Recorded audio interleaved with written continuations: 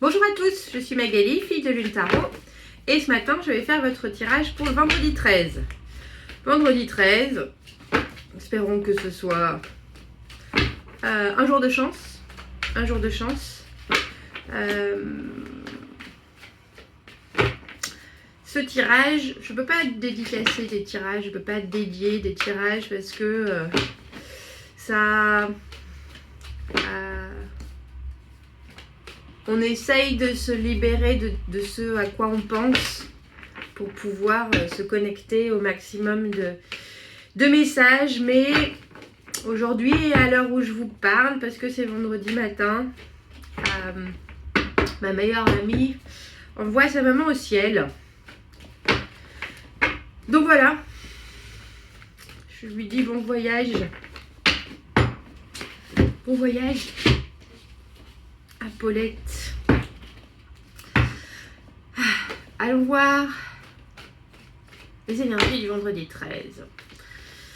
Allons voir ce que cette journée de bonheur-malheur a à nous donner pour aujourd'hui.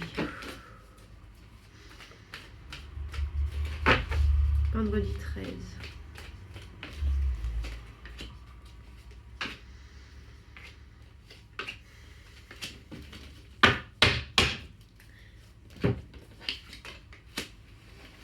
La reine d'épée. Vous êtes clair dans votre tête. Clair dans votre tête, clair dans votre façon de penser, clair sur un sujet. Il y a quelque chose qui peut-être vous a intéressé ou vraiment vous aviez envie de vous concentrer dessus. Et là, vous êtes en train de réfléchir sur la meilleure manière d'agir. De façon très intègre, est-ce que c'est bon pour moi? Comment est-ce que ça peut être bon? Est-ce que en voyant les choses de façon très claire et puis de façon très honnête par rapport à vous-même aussi. Il y a quelque chose où vous êtes là, elle est, voyez, en train de réfléchir avec son épée. Un esprit détaché des choses émotionnelles. Il faut maintenant s'occuper seulement de ce qui est logique, de ce qui fait notre intégrité, de comment mener les choses à bien, en prenant en compte tout ce qui se passe autour, mais de façon très juste pour elle, très juste pour les personnes, les choses environnantes. Oui, un esprit clair ce matin. Il vaut mieux parce qu'après on a le 7 de coupe, la tour, Jojo l'escargot, le cavalier de denier à l'envers et le 7 de denier à l'envers. Je pense que c'est pour ça que vous commencez avec un esprit aussi clair. Le 7 de coupe, c'est les opportunités, mais c'est aussi, vous savez, les châteaux en Espagne. Les options, on ne sait pas laquelle est vraie, on ne sait pas laquelle est fausse. On peut aussi également juste les rêver. C'est-à-dire que c'est aussi la carte de prendre nos rêves pour des réalités. Et là, j'ai l'impression que vous savez que vous êtes dans cette position. Donc, vous êtes en train de réfléchir de façon très, très certaine, très détachée. À la limite de l'analytique. Vous êtes en train vraiment de vous demander parce que vous savez très bien que ce qu'il y a en face de vous, c'est pas concret. Et puis, est-ce que c'est vrai? Est-ce que c'est juste réel? Est-ce que ça existe vraiment en fait? Et je me demande, parce qu'après on a la tour. La tour, c'est pas forcément quelque chose, une action en elle-même qui ça peut l'être. Ça peut être une séparation, ça peut être une nouvelle absolument dramatique, ça peut être quelque chose de catastrophique, mais pas que. C'est aussi l'illumination. C'est-à-dire qu'à un moment d'aujourd'hui, vous allez cliquer sur quelque chose qui va vous faire voir les choses d'une façon complètement différente. La tour, elle ramasse toutes les fondations qui sont pas très solides, tout ce qui est branlant, bam. Et du coup, il semblerait, on va éclaircir, mais qu'aujourd'hui, vous ayez alors je sais pas, ce sera une nouvelle ou un élément supplémentaire qui fait que vous vous rendez compte qu'il y a quelque chose qui est pas solide. Il y a quelque chose qui est pas solide du tout. Et mon copain Zozo l'escargot, notre cavalier de denier, celui qui a toujours promis sans rien apporter, qui a fait penser que c'est vraiment ma carte de la personne qui pense très sincèrement que ce qu'elle apporte, c'est quelque chose. Sur le moment, je pense que cette personne, elle est honnête, mais sur le long terme, elle est incapable de continuer. Et puis, au fur et à mesure, se rend compte qu'elle est dans un mouvement dont elle peut pas vraiment revenir en arrière. Et du coup, nous emmène dans cette espèce d'attente indéfinie. Et avec le 7 d'épée à l'envers, par contre, je crois bien que la tente et la tour, le 7 d'épée à l'envers, c'est la malhonnêteté. Le 7 d'épée à l'envers, c'est se rendre compte qu'il y a quelque chose, là, vous saviez qu'il y avait quelque chose qui n'était peut-être pas forcément fondé. Et là, j'ai l'impression que vous allez vous rendre compte qu'on vous a trompé. Qu'on vous a trompé de façon, pas forcément de façon littérale, hein, enfin... On vous a pas trompé avec quelqu'un d'autre, ou peut-être que si, mais on vous a trompé dans les attentes, on vous a trompé dans les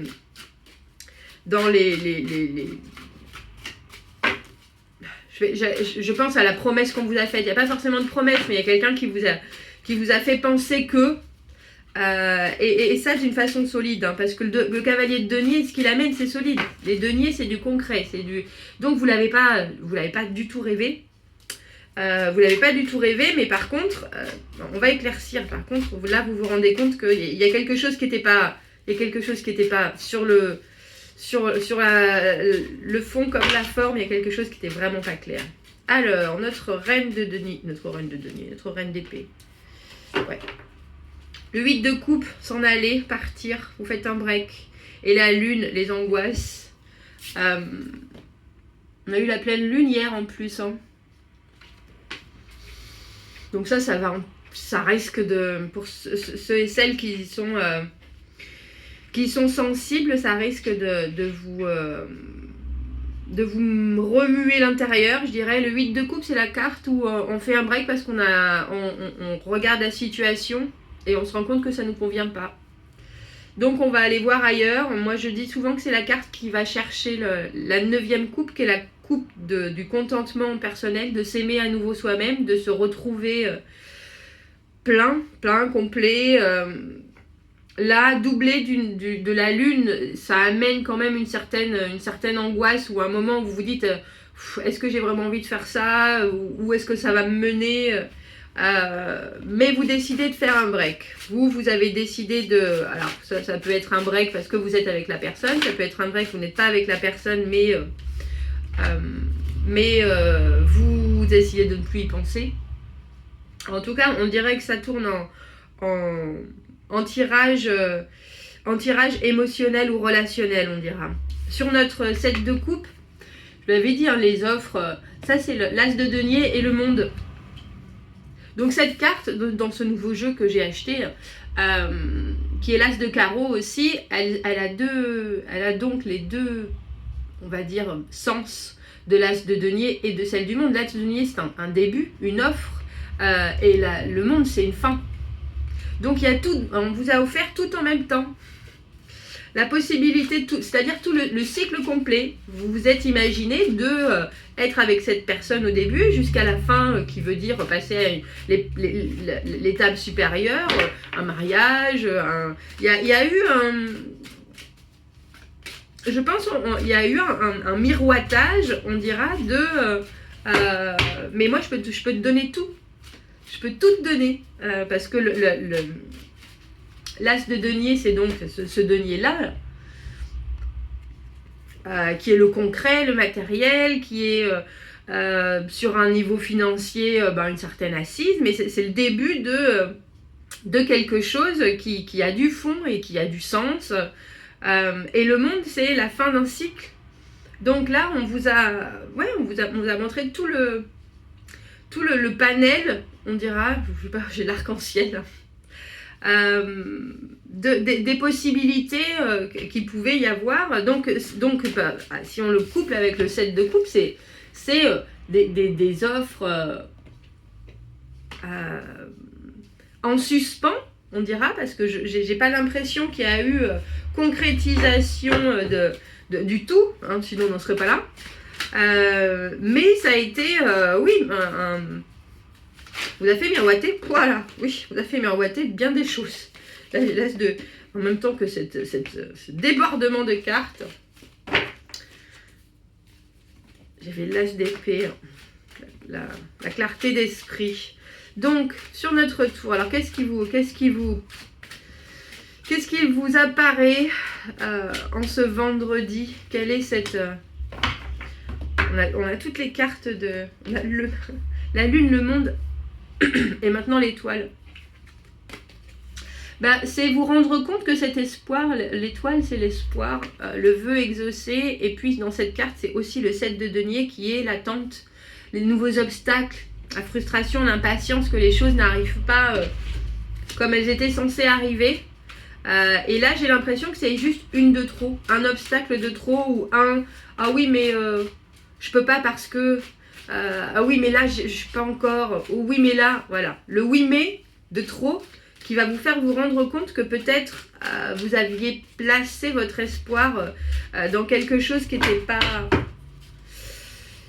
qui était rêvé, mais qui n'était pas forcément concret.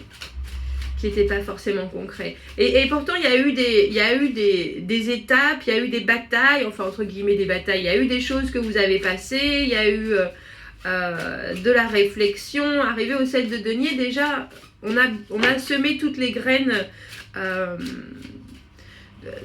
de ce qu'on voulait et les résultats sont pas là. Et là, il y a encore des obstacles, il y a encore des choses qui font barrage. Et là, il y a une frustration qui, on arrive à être un déclencheur, en fait, on dirait, en ce vendredi.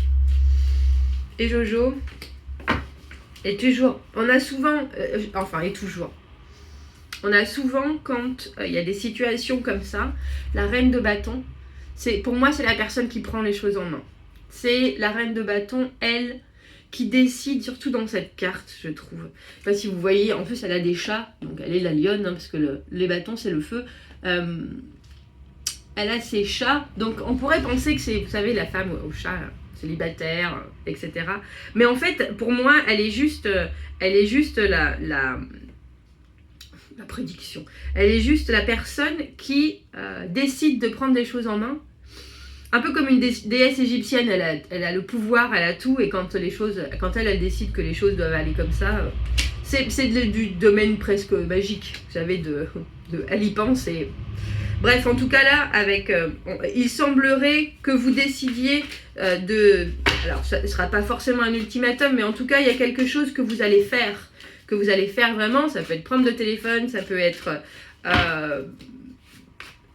aller devant sa porte, ça peut être... En tout cas, vous passez à l'action en ce qui concerne cette non-décision ou cette attente phénoménale. Et avec le 7 d'épée à l'envers, je vous avouerai que le 7 d'épée, notre loup qui part dans la neige avec ses épées, et il essaie de partir très discrètement. Le 7 d'épée, c'est la stratégie. Quand moi je dis c'est la malhonnêteté, c'est aussi la malhonnêteté, c'est la stratégie, parce que on fait les choses sans penser à soi. À l'envers, c'est vraiment, il y a quand même quelque chose de pas très très positif en soi. Et là on a la roue de fortune et le 10 de coupe. On dirait qu'en tout cas, ce que vous allez décider de faire, en vous disant que c'est pas forcément ce qu'il faut faire, ça fait bouger les choses. Mais ça fait bouger les choses. Cette carte, elle est belle parce que c'est le 10 de coupe quand même, avec la roue de fortune. Donc, de ce que vous avez réfléchi, parce qu'on a quand même deux reines, de ce que vous avez réfléchi, les reines, elles réfléchissent.